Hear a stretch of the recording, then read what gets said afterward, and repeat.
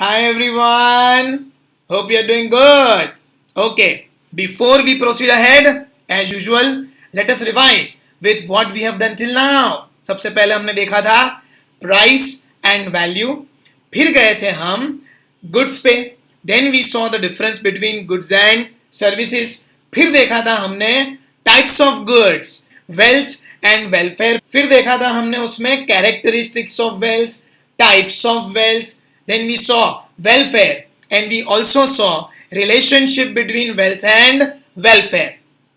अब आज का जो हमारा टॉपिक है वो हमारे इर्द गिर्द जितने भी प्रोडक्ट्स हैं उनके बारे में है जो हम डायरेक्टली यूज कर सकते हैं, लेकिन आपको ये भी मालूम है कि इन सभी गुड्स को एक प्रोसेस से गुजरना पड़ता है.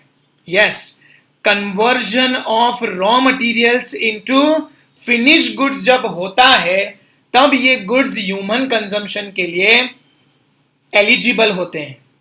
तो वो एलिजिबिलिटी कैसे आती है, कौन कौन सी चीजों से आती है, आज हमारा विषय वो रहेगा. So today's topic is on your screen, factors of production. अब इससे पहले हमें यह समझना पड़ेगा कि what is the meaning of production. So let us see that on your screen. The activity of conversion of raw materials and resources into final goods which satisfy human wants is called production. So बहुत सारी चीजें कुदरत ने raw form में रखी है ना, और उस रॉ फॉर्म से ह्यूमन कंजम्पशन के लिए फिट बैठ सके उस फॉर्म में कन्वर्ट करने का काम किस पे छोड़ा है? हम ह्यूमंस पे. और हम ये अच्छे से जान चुके हैं इतने सालों के अनुभव से, इतने डेकेड्स के अनुभव से, इतनी सेंचुरीज से कि हम कोई भी रॉ मटेरियल को फिनिश गुड्स में यूं कन्वर्ट कर सकते हैं, which means we have to undergo a process, and that process of conversion is nothing but production. Production को लेकर एक और स्टेटमेंट आया, production can also be called a process which increases utility of resources. मतलब resources अभी तक जो थे वो उस फॉर्म में नहीं थे कि ह्यूमन बीइंग सीधा जाके उनको यूज कर सके, उसको उस फॉर्म में कन्वर्ट करना पड़ेगा. We have to make these resources fit for human consumption, and that's why have to undergo a process. That process is known as production, जिसमें उस रिसोर्स की, उस यूनिट की यूटिलिटी को बढ़ा दिया जाए. यूटिलिटी मतलब want satisfying power of a commodity, उसको हम बढ़ाएंगे. उस प्रोसेस को भी हम क्या बोलेंगे? प्रोडक्शन बोलेंगे. ठीक है. अब ये दोनों ही स्टेटमेंट्स हम कुछ एग्जाम्पल से समझेंगे. एग्जाम्पल एक एक करके आपकी स्क्रीन पे आएगा. सबसे पहला, कहीं पर क्लॉथ पड़ा हुआ था, उस क्लॉथ का इस्तेमाल करके आजकल हम क्या बना रहे हैं? मास्क बना रहे हैं, क्योंकि हमें प्रोटेक्शन चाहिए फ्रॉम कोरोना वायरस. फिर स्टेनलेस स्टील कहीं पे था, उसको हमने ब्लेड में कन्वर्ट कर दिया, रेजर में कन्वर्ट कर दिया, ताकि अच्छे से मर्द लोग अपनी शेविंग कर पाए. ठीक है. क्या कोई नॉर्मल स्टेनलेस स्टील कहीं पे रॉ फॉर्म में पड़ा हुआ था, उसको उठा के आप क्या घिसाई स्टार्ट कर दोगे? नहीं, उसको हमें ऐसे फॉर्म में कन्वर्ट करना पड़ेगा जिससे इंसान को सहूलियत मिले अपने किसी पर्पस को सर्व करने की. सो उसको पहले रिफॉर्म किया जाता है, उसकी कटिंग की जाती है, ब्लेड्स को शार्पन किया जाता है, फिनिश्ड फॉर्म में वो आपके सामने रखने से पहले कंपनी का नाम उसमें छाप के वो लोग देते हैं. एक प्रोसेस है जिससे आप रॉ स्टेनलेस स्टील को ब्लेड में, रेजर में इजीली कन्वर्ट कर सकते हैं. सो ये उसकी यूटिलिटी बढ़ाता है.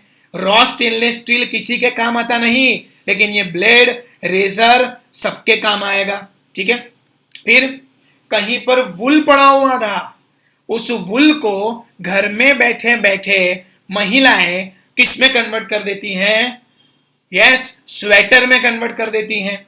यस और नो? सो वुल गेट्स कन्वर्टेड इनटू स्वेटर। वुल कहीं पे पड़ा था, उसकी कोई अहमियत नहीं थी, लेकिन जब स्वेटर में वो कन्वर्ट हुआ तो वो पहनने के लिए काम में आएगा। यूटिलिटी बढ़ी through a process, that process is nothing but production. ठीक है, फिर sugar cane gets converted into sugar. तो शुगर केन से पहले जूस निकालते हैं, उस जूस को प्रोसेस करते हैं, उसके एलिमेंट्स को वो और निचोड़ते हैं और बाद में उनके सामने फिनिश्ड फॉर्म में शुगर आता है। सो शुगर केन से क्या बनता है? शुगर। सो शुगर केन की यूटिलिटी बढ़ जाती है जब वो शुगर में कन्वर्ट होके हमको मिलता है। ठीक है, चलिए फिर आगे देखते हैं। यस, डोलोमाइट्स आपने सुना होगा, नहीं सुना तो बता देता हूं। माउंटेन्स होते हैं बड़े बड़े, पथरीले पहाड़।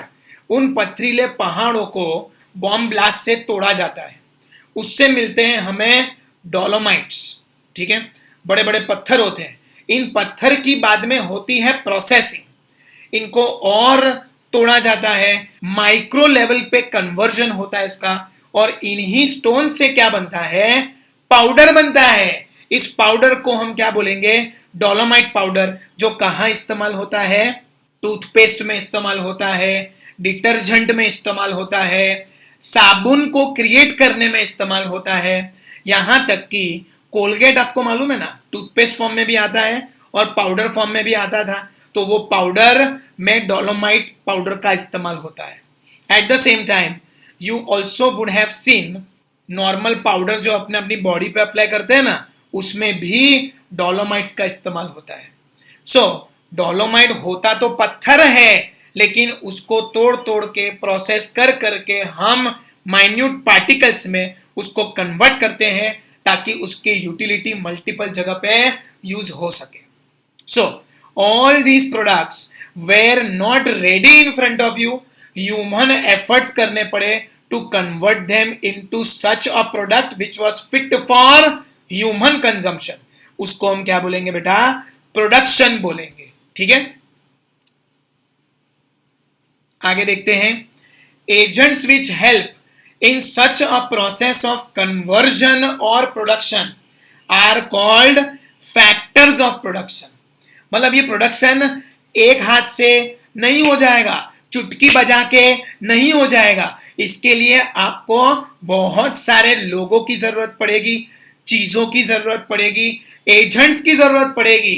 तो जो एजेंट्स आपको आपके प्रोडक्शन प्रोसेस में हेल्प करते हैं उन्हें हम क्या बोलेंगे?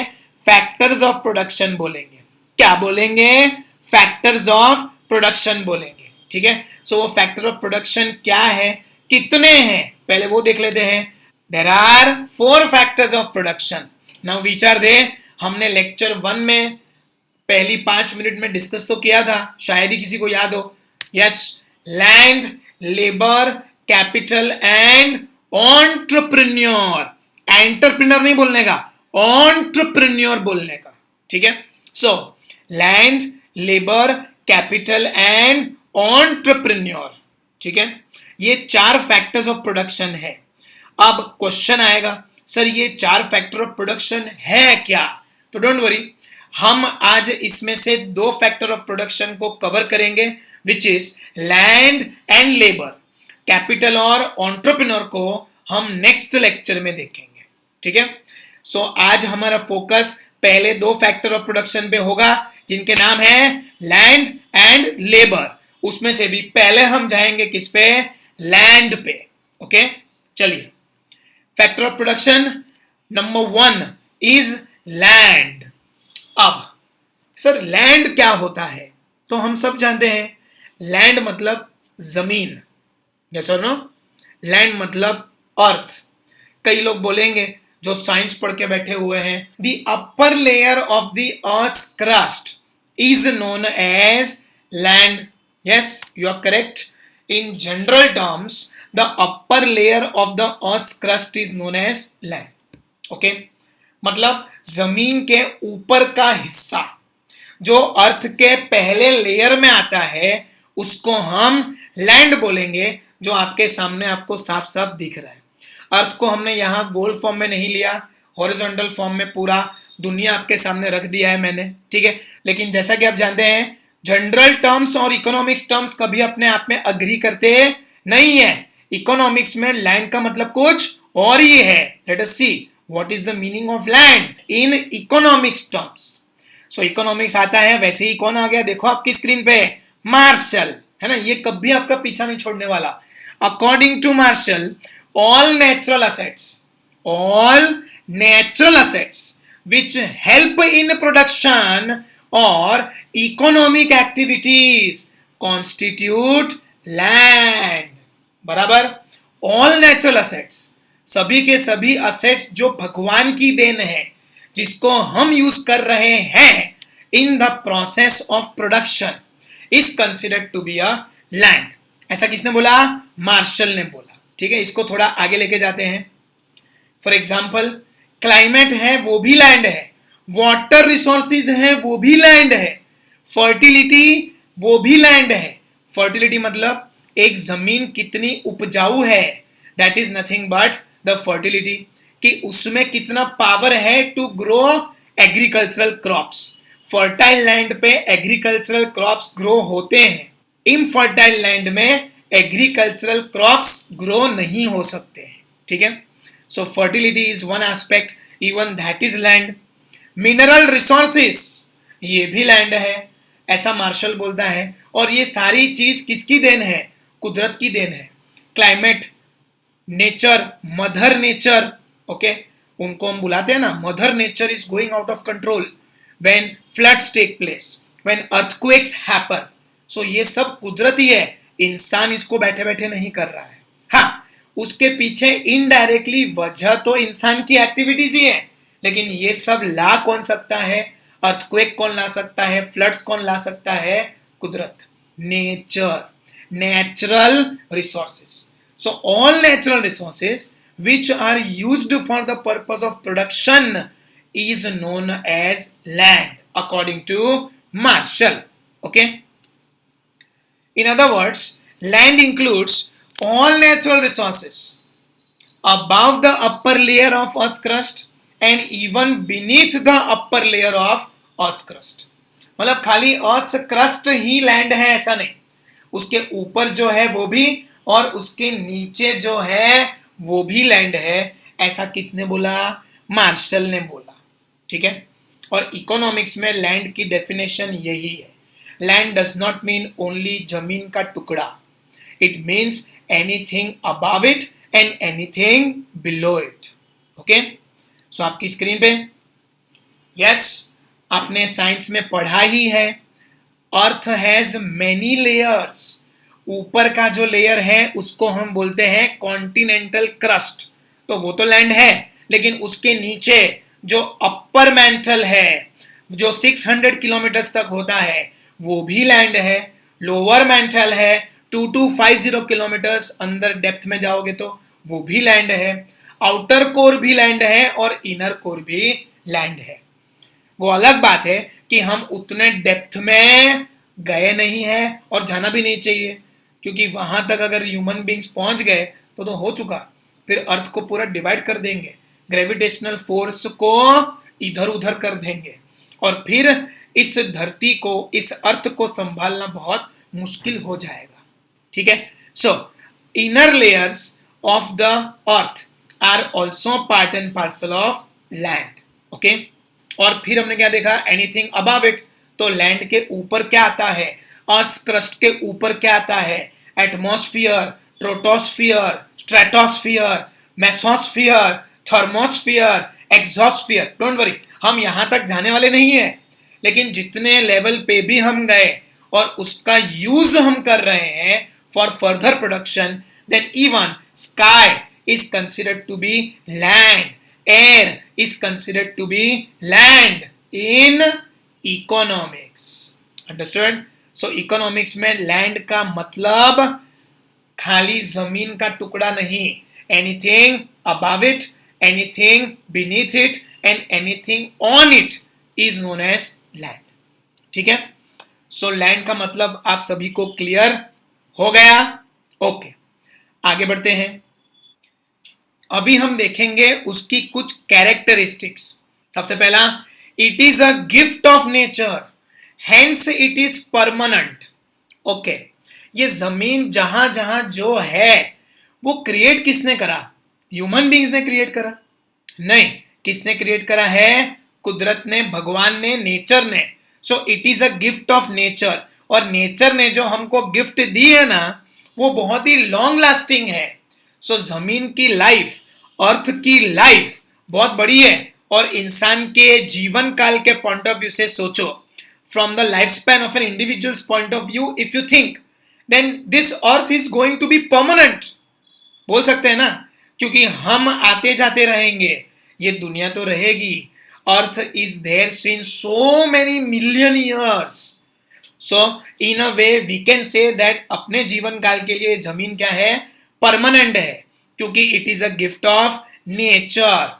ओके, अब हिमालयाज अपनी कंट्री में है, आपने सुना होगा, वहां पर पहले एक टाइम पे ओशन था, बाद में वो हिमालयाज में कन्वर्ट हुआ। ऐसे ओशन से जो भी हिमालयाज है वो ऐसे बाहर जनरेट हुए, ठीक है ना? ऐसा था? नहीं, ऐसा नहीं था।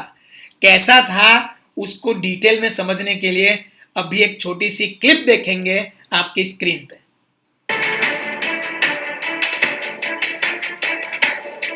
लैंड इज सेपरेटिंग नेचुरली, कुदरत, वो देखो इंडिया, नीचे श्रीलंका, आया ऊपर, आया ऊपर, आया, देखो।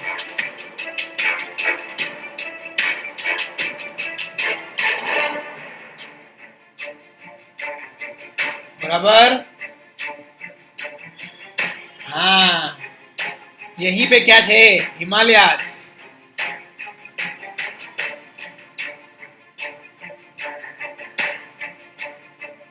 सो ये जो पूरी प्रोसेस आपने देखी कि कॉन्टिनेंट के कॉन्टिनेंट अलग हो रहे हैं, ये अलग हमने किया क्या? नहीं। किसने किया? नेचर ने किया। और जहां पर मैंने बोला हिमालयाज आज है, वहां पे एक टाइम पे क्या था? ओशन था। क्यों? क्योंकि दो अलग अलग कंट्रीज नेचुरली मिले, डैश हुए, और वो डैश होने के कारण फ्रिक्शन हुआ। फ्रिक्शन से वहां पर बहुत रिपीटेड अर्थक्वेक्स हुए, और उससे जनरेट हुए हिमालयाज। ये करने की ताकत किसके पास है? नेचर के पास है। वरना हमारी कोई हैसियत नहीं कि हम इतने बड़े बड़े माउंटेन्स बना दें which are going to be world's tallest. हम बना सकते हैं तो हाईएस्ट स्टैच्यू बना सकते हैं, स्टैच्यू ऑफ यूनिटी, ठीक है, बट ऐसी नेचुरल चीजें किसके हाथ में रहेगी? भगवान के हाथ में रहेगी। So it is a gift of nature, hence it is permanent. Next point पे जाते हैं। Total supply of land is fixed. Okay, इस पूरी दुनिया में जितनी भी जमीन है, क्या उसका सप्लाई आप और मैं बढ़ा सकते हैं? Answer should be no, because हमने अभी ऊपर देखा land is anything that is a gift of nature. So supply of land can not be increased और it can not be decreased by human beings, क्योंकि लैंड खाली जमीन नहीं है, क्या है? वाटर रिसोर्सेज हैं, वो भी लैंड है। तो इधर you convert water into land और land into water. Ultimately economics में जो लैंड है उसका सप्लाई क्या रहने वाला है? सेम ही रहने वाला है। So whether you convert water into land और land into water won't make any difference to supply of land in general. So overall देखने जाएंगे तो ये स्टेटमेंट सही है, supply of land is fixed, उसको हम चेंज नहीं कर सकते। उसका फॉर्म खाली चेंज हो सकता है, सॉलिड से लिक्विड, लिक्विड से सॉलिड। और हम ये भी जानते हैं कि सॉलिड और लिक्विड दोनों ही जमीन का हिस्सा ही है। ओके, सो अभी आपके सामने कुछ एग्जाम्पल्स आएंगे जिससे ये मालूम पड़ेगा कि हम अपनी सहूलियत के लिए, अपनी कन्वीनियंस के लिए हम उस फॉर्म को तो चेंज कर देते हैं, लेकिन ओवरऑल सप्लाई ऑफ लैंड पे कोई इंपैक्ट आता नहीं है। जैसे मुंबई शहर के बारे में आपने सुना होगा, नहीं सुना तो कोई बात नहीं। It was a combination of 7 different islands. पहले मुंबई शहर एक ऐसा शहर नहीं था, अलग अलग आइलैंड्स में बटा हुआ था। माहिम है, परेल है, वर्ली है, माजागांव है, बॉम्बे है, लिटिल कोलाबा है और कोलाबा है। ये 7 अलग अलग आइलैंड्स थे, बराबर। ये 7 आइलैंड्स को लैंड रिक्लेमेशन एक्ट के तहत कन्वर्ट किया गया from liquid form to solid form, from water form to land form. तो जितनी भी बीच में खाली जगह थी उन सब को इन्होंने मिट्टी से भर दिया और ये शहर बना, जिसको बाद में हम क्या बोलते थे, ग्रेटर मुंबई मतलब सिटी साइड और मुंबई सबअर्ब्स मतलब टाउन साइड, ठीक है। बाद में अब हम उस पूरे सिटी को मुंबई सिटी के नाम से जानते हैं। आपने ऑब्जर्व किया हो तो पहले में जमीन का इलाका कम था और अलग अलग था, दूसरे में जमीन के इलाके सारे इकट्ठे हो गए, जहां जहां गैप भर रही थी वहां हमने जमीन बना डाली। और फिर थर्ड डायग्राम देखोगे तो उसमें जमीन का एरिया थोड़ा और बढ़ गया है।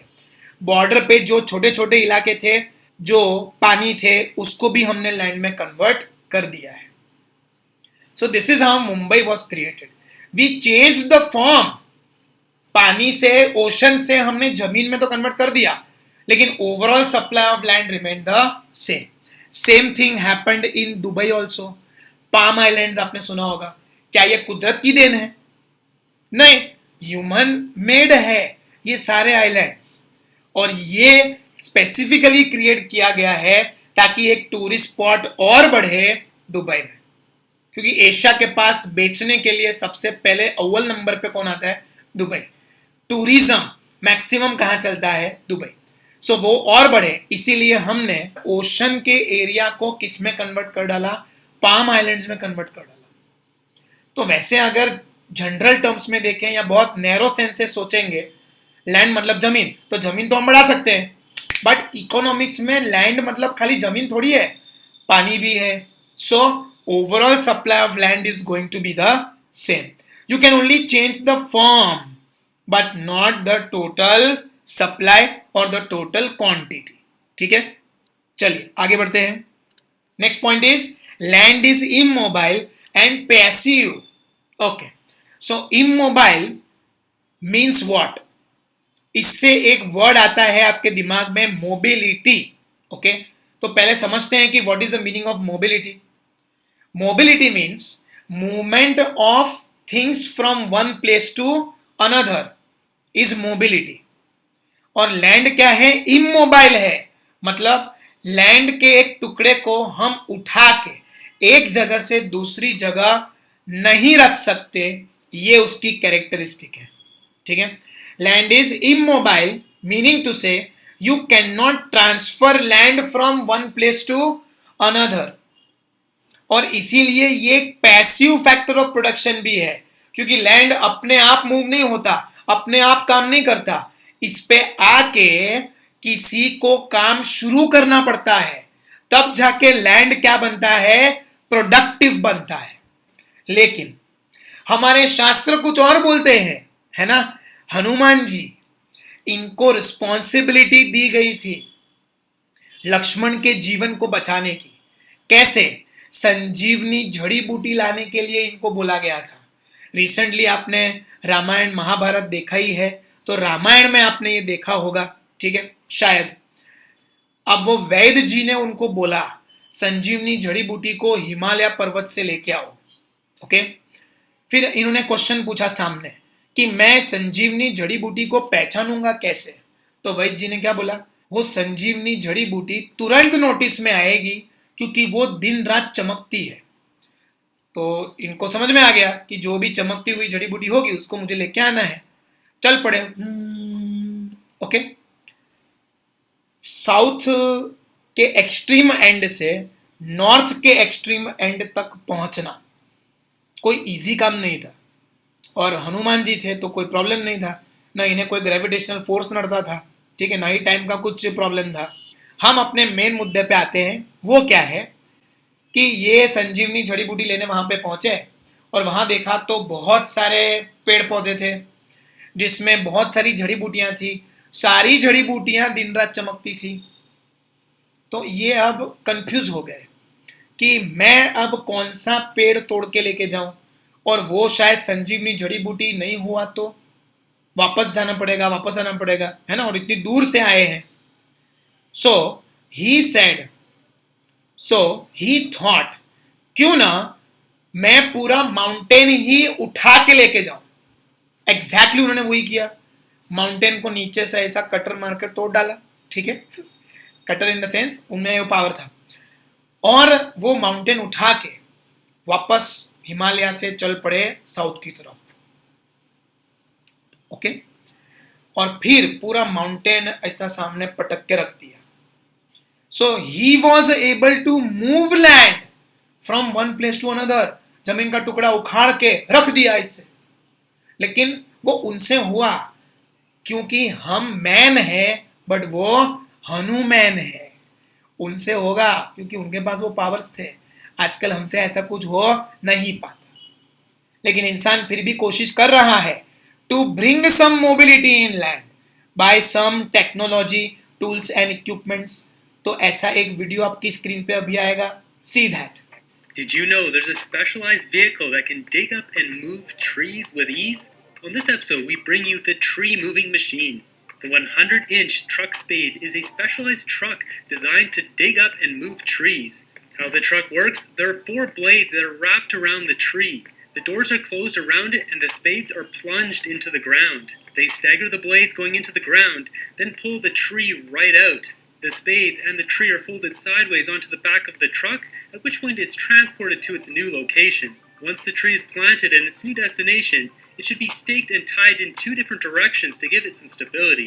The soil at the new location should ideally be the same pH and have the same drainage as the old location. The transplanted tree will have a good chance of surviving if cared for properly, but it isn't certain. This is because a transplanted tree will have a lot of its smaller root structure cut off, so there's some risk the tree won't take to its new location. Now you're probably wondering, what does it cost to move a tree? 8 to 12-foot trees range from $200 to $1,200. Typically, transplanted trees cost between $15 and $25 a foot. Now, transplanting really old trees is possible, as well as big trees, but can cost upwards of $50,000. If you could transplant any tree to where you live, what would it be? Personally, I'm going to go with the yellow mangosteen tree, as they... So, you can easily transfer now trees from one place to another. जमीन का टुकड़ा ही हुआ ना. मतलब अभी ये जो third point है ना, उसको हम थोड़ा बहुत चैलेंज कर सकते हैं based on technology. That land is not having geographical mobility. हम ऐसा नहीं बोल पाएंगे. Land is having geographical mobility but just a little bit. Okay, चलिए आगे देखते हैं. All types of land are different in fertility, climatic conditions and so on. Okay, since we very well know, अलग अलग प्रकार की लैंड हमने देखी थी, है ना. Coniferous forest, deciduous forest, temperate grassland. Grassland ही होता है, उस पर कोई पेड़ पौधे उगते नहीं है. मेडिटेरेनियन एरियाज, हॉट डेजर्ट, है ना, tropical rain forest, polar ice, savanna, mountains हैं.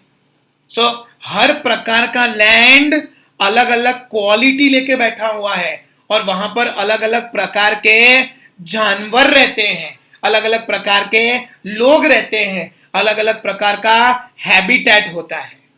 और इसीलिए no two land of 2 different areas are going to be the same. All the land are having different qualities. आप अफ्रीका चले जाओ, वहां की लैंड इतनी फर्टाइल है कि आप कोई भी फ्रूट खाओगे, उसके सीड ऐसे फेंक दोगे ना और वहां पर ऊपर थोड़ी सी मिट्टी डाल दोगे तो वहां पर उसका पौधा उग जाएगा विदाउट पुटिंग एनी एफर्ट्स. वहां की जमीन उतनी फर्टाइल है. रेन वहां पर रेगुलर आते हैं, सनलाइट तो है ही, और उनको चाहिए क्या.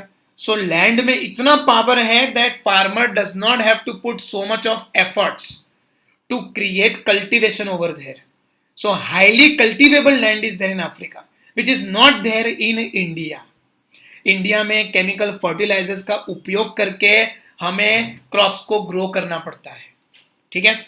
So every land is different of different countries. अलग क्लाइमेटिक कंडीशंस होती हैं, अलग फर्टिलिटी रेट होती है.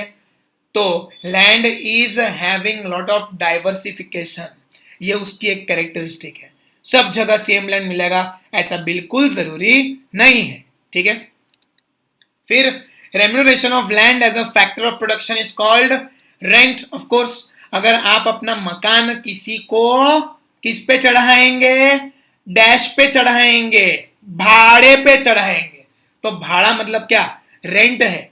सो इफ यू से I want to give my office, then that office is going to fetch you what? Rent, bhada. So land has the capacity to earn what in return? Rent.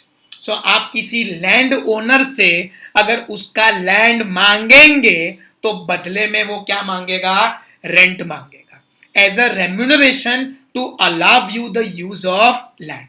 Okay, चलिए अब ये answer तो हो चुका, इसको learn कैसे करना है, late us see that fast. So land, तो आपके सामने फोटो भी किसका आया, लैंड का। लैंड में क्या ग्रो कर रहे हैं हम, सीड को ग्रो करेंगे, है ना। सो कैरेक्टरिस्टिक्स ऑफ लैंड, लैंड में सीड को ग्रो करो।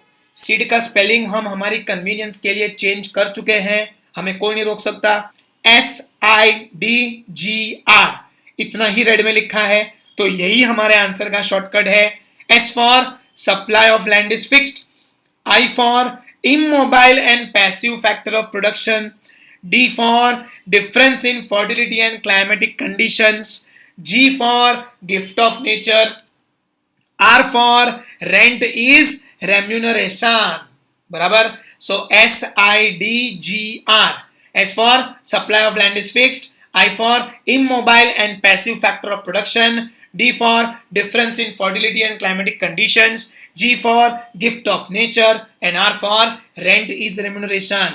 कितने पॉइंट हो गए, 5। तो आपकी लेफ्ट साइड पे भी देख लो कितने पॉइंट है, 5। अब इसको आपको पूरा लिखने की जरूरत नहीं है वापस। सीड ग्रो, ये शॉर्टकट है, कैरेक्टरिस्टिक के बाजू में खाली लिख सकते हैं लैंड में सीड ग्रो करो और SIDGR को अंडरलाइन कर देना, और जो पॉइंट जिसका है उसको वहां मार्क कर देना। जैसे सेकंड पॉइंट S है, ओके, जो फर्स्ट पॉइंट है वो G है, तो ऐसा पॉइंट के बाजू में खाली अल्फाबेट्स को तुम नोट करोगे तो भी चलेगा, ठीक है। और ये लिख देना है पूरा तो भी कोई प्रॉब्लम नहीं है, ताकि एक साथ उसी ऑर्डर में आपको याद रहे, ठीक है। चलिए, land is complete, now we move on to labour. So what is labour, let us see that. When a human performs any physical work or intellectual work for somebody else in order to earn financial returns in the form of wages or salary, such work is called labor. So economics में labour का मतलब again काफी wide है। Either you perform physical work or you perform mental work, both will be considered as labor।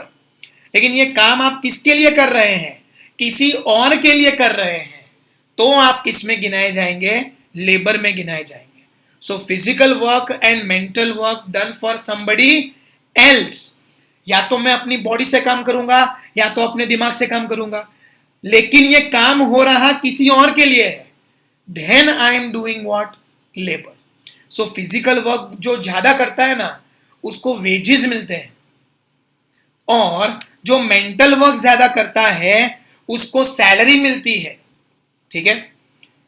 और ये wages और salary दोनों अलग अलग टर्म्स हैं from accounts point of view, but economics में हम सब एक ही वर्ड बोलेंगे, मेंटल और physical work is known as labour, और रिवॉर्ड क्या मिलेगा उसको, वेजेस ही मिलेगा, हम ऐसा ही बोलेंगे, ठीक है।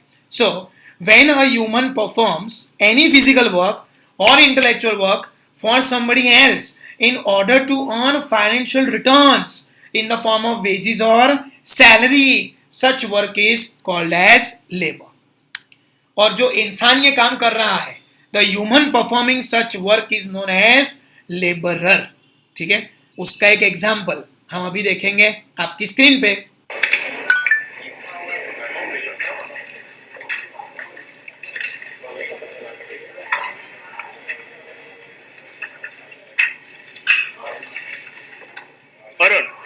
Yes, sir. How's it going? Sir, everything is good, sir.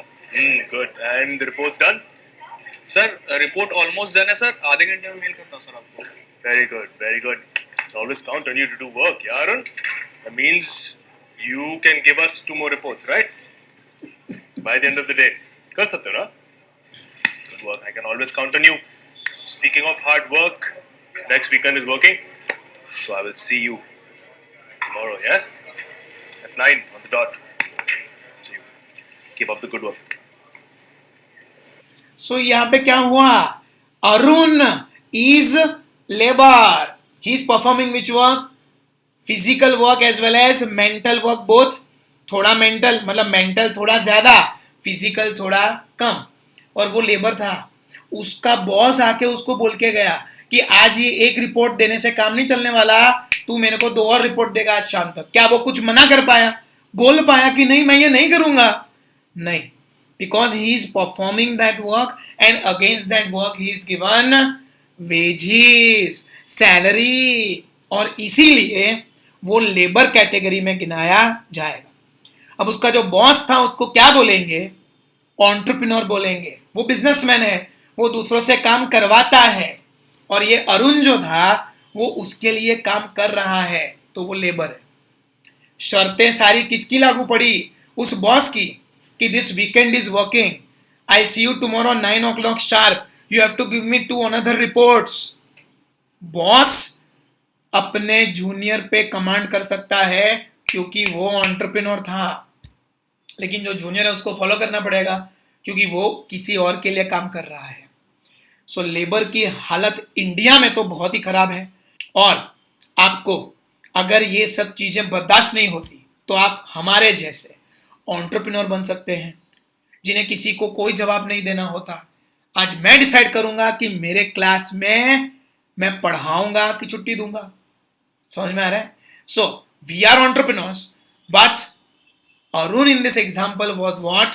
Labour. He was performing work for somebody else. So it is very rightly said that start working for your dreams. Otherwise, somebody else is going to put you at work to achieve their dreams. ठीक है? So labour की ये position है. Labour का meaning आपको clear हो चुका? एक बार फिर से, फिजिकल वर्क और mental work done for somebody else is known as labor. Against that you expect something in return. Of course, that is nothing but wages and salary. And the work performed is labor, but the person performing that work is known as laborer. Okay? चलिए आगे बढ़ते हैं, देखते हैं characteristics of labour. सबसे पहला, labour can not be separated from labourer. मतलब कितनी भी कोशिश कर लो, आप लेबरर से उसका लेबर छीन नहीं सकते, अलग नहीं कर सकते.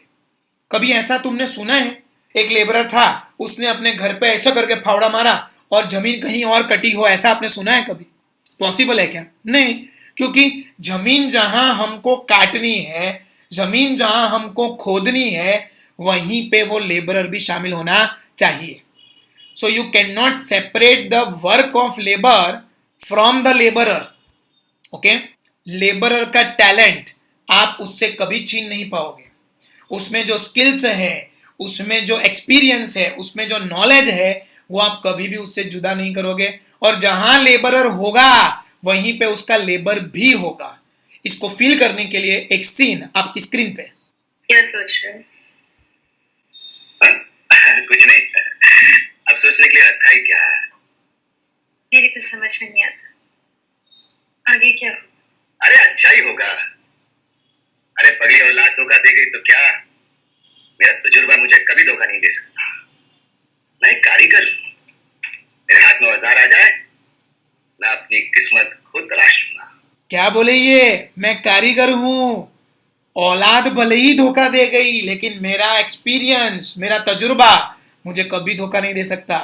विच means the talent of the labourer can not be stolen from him and you cannot separate both of them. बराबर? ऑपरेशन थिएटर में डॉक्टर का होना जरूरी है तो ही ऑपरेशन होगा. क्लासरूम में टीचर का होना जरूरी है तो ही पढ़ाई हो पाएगी. अब आप क्वेश्चन करेंगे, सर ऑनलाइन में तो ऐसा नहीं है. हम घर पे पढ़ रहे हैं और आप अपने क्लास पे हैं, लेकिन इस क्लास में जब ये शूटिंग हो रही है तब तो मैं यहीं पे हूं ना। मतलब आप ये लेक्चर शूट नहीं कर सकते अगर मैं बोलना शुरू नहीं करता तो, ठीक है। So if you perform any work you have to be present over there if it is your work. So you cannot separate labor from laborer. Okay, both are interconnected, both have to be present at the same place. Okay, चलिए आगे। Labour is a perishable factor, it can not be stored. मतलब इंसान काम करते हुए थक जाता है। एज फॉर एग्जाम्पल 5 दिन हमने छुट्टी दे दी और छठे दिन आपको बोला कि 5 दिन का पढ़ाई एक साथ करना है, आज ही करना है, लेक्चर भी देखने हैं, होमवर्क भी करना है, कर पाओगे क्या? नहीं, because you are also a human being, labor is also a human being, and we all are perishable. We feel tired after performing certain set of activities. और इसीलिए लेबर जब पेरिशेबल है तो उसको स्टोर करके रखना पॉसिबल नहीं है। 1 साल तक काम मत करो, एनर्जी बच गई, 366 डे पे आके वो सारी एनर्जी निकाल दो, ऐसा पॉसिबल नहीं है। 7 दिन खाना मत खाओ, 8वें दिन पे क्या 8 दिन का खाना एक साथ खा पाओगे क्या? नहीं। जो वक्त चला गया वो लौट के कभी वापस आने वाला नहीं है। In case of human beings, goods हैं आप उसको स्टोर कर सकते हैं, कोई फिजिकल चीजें हैं आप उसको स्टोर करके रख सकते हैं, लेकिन एक लेबरर का लेबर आप स्टोर नहीं कर सकते, क्योंकि labourer is a perishable factor. It diminishes after certain number of hours. तो हर रोज काम करना जरूरी है, हर रोज एक्सरसाइज करना जरूरी है, हर रोज स्पोर्ट्स एक्टिविटीज करना जरूरी है। नहीं करी तो वो दिन गया, वो लौट के कभी वापस आने वाला नहीं है। Because labour is a perishable factor. It feels tiredness, boredom, थकान होती है उसको, और इसीलिए वो सारे दिनों का काम एक दिन में कर नहीं सकते। ठीक है, आगे।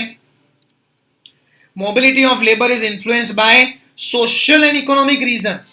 ओके, पहले तो मोबिलिटी हम डिस्कस कर चुके हैं, movement from one place to another.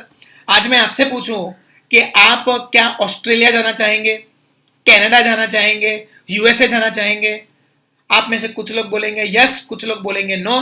No बोलने के पीछे कारण क्या है? यस, आपके फ्रेंड्स हैं, सर मेरा यहाँ पे ग्रुप है, इनको छोड़ के मैं नहीं जाना चाहता या नहीं जाना चाहती, मेरी फैमिली यहाँ पे है, मैं इनको छोड़ के क्यों जाऊं, मैं अपने कंफर्ट जोन से बाहर आना नहीं चाहता। शायद ये रीजन है। दूसरा रीजन ये भी हो सकता है, सर हमारे पास तो उतना पैसा ही नहीं है कि हम अब्रॉड जा सके। सोशल रीजंस भी हो सकते हैं और इकोनॉमिक रीजंस भी हो सकते हैं जो लेबर की मोबिलिटी को चैलेंज करे, उसको इन्फ्लुएंस करे। और आप में से कई लोग हैं जिन्होंने तुरंत बोल दिया हाँ पैसा भी बहुत है, दोस्त भी हैं, पर क्या फर्क पड़ता है, वहां जाके नए दोस्त बना लेंगे। उन्होंने तुरंत हाँ बोल दिया, लेकिन ये हाँ बोलने वाले सब नहीं थे। सो लेबर की जो मोबिलिटी है it is influenced by social and economic reasons. मैं इंडिया छोड़ के नहीं जाना चाहता क्योंकि मेरी पूरी फैमिली यहां पे है और मैं यहां पर अच्छा काम कर रहा हूं, अच्छे पैसे कमा रहा हूं, अपने देश के लिए काम कर रहा हूं, मुझे ये इमोशन है अपनी कंट्री के लिए, तो मैं अपने देश को कभी छोड़ के नहीं जाऊंगा। कहते हैं ना, जीना यहां मरना यहां, इसके सिवा जाना कहां। इस बात को मैं स्ट्रांगली फील करता हूं अपने कंट्री के लिए, अपने देश के लोगों के लिए। मैं चला गया तो इतने सारे लोगों का एजुकेशन अटक जाएगा और मैं उस एजुकेशन में कंट्रीब्यूट करना चाहता हूं, ये मेरी दिल की ख्वाहिश है। So I will not leave. I have both social reasons as well as economic reasons. Economic reasons मेरे लिए ये नहीं है कि पैसा नहीं है, पैसा है, कैसे भी करके मैनेज कर लेंगे, लेकिन प्रॉब्लम यह है कि जब मैं यहां इतना अच्छा पैसा कमा रहा हूं तो क्या मुझे बाहर जाने की जरूरत है? मुझे जरूरत नहीं है। मेरा इकोनॉमिक रीजन वो है। I don't want to leave my resources, my business, my income, and again go at an unknown place, work for someone unknown, work for a citizen belonging to some other country, take that risk again, start everything from zero. ये risk मुझे नहीं लेना है, बराबर. So mobility is influenced by social and economic reasons. इसीलिए labour उतना mobile नहीं है जितना कैपिटल है, पैसा है. पैसे को कहीं पे भी भेजो आराम से जाएगा, बट लेबरर वहां जाने से पहले सोचेगा. चलिए आगे देखते हैं. Efficiency of labourer is different. Yes और no? Of course efficiency is absolutely different. मतलब हर लेबरर सेम क्वालिटी रखता हो जरूरी नहीं है. somebody has a different talent, somebody else may not be having that talent. जैसे मुझ में टीचिंग टैलेंट है जो शायद किसी और में ना हो. मैं अच्छे से बोल सकता हूं, अपने आप को एक्सप्रेस कर सकता हूं, प्रेजेंट कर सकता हूं, जो शायद किसी और में ना हो. और हर इंसान में एक जैसी ही खूबी हो जरूरी नहीं है भाई. आप में टेक्नोलॉजी की समझ ज्यादा हो सकती है, किसी और को टेक्नोलॉजी का फोबिया हो सकता है. आप अच्छा क्रिकेट खेल सकते हैं, कोई और अच्छा फुटबॉल खेल सकता है. So every human being is different, just like fingers of our hand are different. क्या हर उंगली का साइज सेम है? नहीं. क्या हर उंगली का पर्पस सेम है? नहीं. आपको किसी को बेस्ट ऑफ लक बोलना है, आप ऐसा बोलेंगे बेस्ट ऑफ लक? नहीं. आप क्या बोलेंगे? Best of luck. आपको बोलना है आई एम नंबर 1, तो आप ऐसा बोलते हो आई एम नंबर 1. अरे नो, उसका कुछ और मतलब निकलेगा. आई एम नंबर 1 ऐसा बोलने का, इंडेक्स फिंगर दिखाने का. समझ में आ रहा है? समझ में आ रहा है? ठीक है. फिर आपको कहीं वॉशरूम जाना है तो आप ऐसा बोलते हो कि मुझे वॉशरूम जाना है? नहीं, मुझे वॉशरूम जाना है. ये उसकी उंगली है. फिर जब घर में कोई भी पूजा पाठ करवाता है तो टीका लगाते हैं, मालूम है ना? तो वो टीका कौन सी उंगली से लगता है? ये उंगली से लगता है. समझ में आ गया? So every finger has a different purpose. समझ में आ गया? और इसीलिए हम एक फिंगर का काम दूसरी फिंगर से नहीं करवा सकते, वैसे ही एक टाइप के लेबर का काम हम दूसरे टाइप के लेबर से नहीं करवा सकते या नहीं करवाना चाहिए. Because all labourers are dynamic, they are different in quality, they have a purpose in life कि मुझे यही काम करना है, तो वो उसी काम को करेंगे तो उस काम को जस्टिफाई कर पाएंगे. Efficiency of all labourers are different. चलो काम सब लोग एक जैसा करेंगे, सारे अकाउंटेंट काम तो अकाउंटेंट का ही करेंगे, लेकिन उसमें भी एफिशिएंसी में फर्क होगा. कोई अच्छे से परफॉर्म करेगा, कोई स्लो परफॉर्मर होगा, कोई फास्ट परफॉर्मर होगा, कोई एक दिन में पूरी बैलेंस शीट बना डालेगा, किसी को एक दिन में शायद जर्नल एंट्री करनी भी ना पाए. Very much possible. जैसे कि स्टूडेंट्स में भी होता है, कोई 90% प्लस ला देगा, कोई 2 दिन पढ़ के 70% लेके आएगा, और कोई 5 दिन पढ़ के 35% बॉर्डर पे पास होगा. हर स्टूडेंट की खूबी अलग अलग है, उसका गोल अलग है, उसकी एफिशिएंसी अलग है, उसका काम अलग है. अंडरस्टूड? और जब एफिशिएंसीज अलग होंगी तो उसका रिवॉर्ड जो मिलने वाला है वो भी तो अलग होगा. So wages of all the types of labourers are going to be different. बराबर? सबसे ज्यादा कौन कमाएगा? Board of director. उससे कम कौन कमाएगा? Chief executive officer. उससे कम कौन कमाएगा?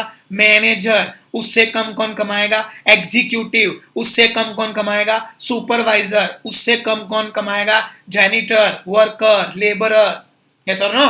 सो every individual is different, every child is special. वैसे ही हर लेबर भी क्या है? स्पेशल है. उसकी अपनी खूबी है, अपना पेस है. So efficiencies of all laborers are not going to be the same. Understood? ठीक है? चलिए आगे बढ़ते हैं. Supply depends on population. So जिस कंट्री में पॉपुलेशन ज्यादा, उस कंट्री में सप्लाई ऑफ लेबर ज्यादा, क्योंकि जितने ज्यादा लोग उतना ही ज्यादा लेबर वो दे पाएंगे, काम कर पाएंगे. और आप देख सकते हैं वर्ल्ड पॉपुलेशन इन परसेंटेज आपके सामने रख दिया है मैंने। 2017 का है, इंडिया का share in total world population is 17.9% और चाइना का कितना है 18.5%। ये दोनों कंट्रीज के पॉपुलेशन को जोड़ दो तो 35% प्लस निकल जाएगा, 36.4% आता है। मतलब more than 1/3 population of whole world belongs to only these 2 countries. 200 से ऊपर कंट्रीज हैं और ये 2 कंट्रीज के पास ही 1/3 से भी ज्यादा पॉपुलेशन है, 36.4% है। Just imagine the level of population these 2 countries are having. So ये दोनों ही कंट्रीज को हम क्या बुलाएंगे, लेबर सरप्लस कंट्रीज बुलाएंगे, क्योंकि यहां पे पॉपुलेशन बहुत ज्यादा है। Okay, so supply of labour depends on its population of a particular place, population of a particular nation. Okay, फिर remuneration is of course wages. हमने एक ही टर्म डिसाइड किया था कि वेजेस और सैलरी जनरल टर्म्स में अलग है, लेकिन इकोनॉमिक्स में फिजिकल वर्क हो, मेंटल वर्क हो, दोनों ही लेबर में है और उस लेबर को क्या मिलेगा, वेजेस मिलेगा एज द रेम्यूनरेशन। ओके, जैसे लैंड को क्या मिलता था, रेंट, वैसे लेबर को क्या मिलेगा, वेजेस मिलेगा in terms of money. Okay, चलिए आगे देखते हैं। कैरेक्टरिस्टिक्स ऑफ लेबर हो तो गया आंसर। अब इसको लर्न कैसे करना है, आपकी स्क्रीन पे सेमेस्टर एग्जाम, फाइनल सेमेस्टर का एग्जाम दिया लेबर ने, बाद में वो लेबर किस पे काम करेगा, पीसी पे काम करेगा। तो शॉर्टकट क्या है, फाइनल सेमेस्टर एग्जाम्स देने के बाद लेबर पीसी पे वर्क करेगा और इसमें अंडरलाइन पोर्शन कितना है, SEMPCW। ओके, बोल्ड में, इटैलिक्स में, अंडरलाइन में कितना है, सेमेस्टर का SEMPC एंड वर्क का W। सो लेबर क्या देगा, फाइनल सेमेस्टर का एग्जाम देगा और फिर वो लेबर पीसी पे वर्क करेगा।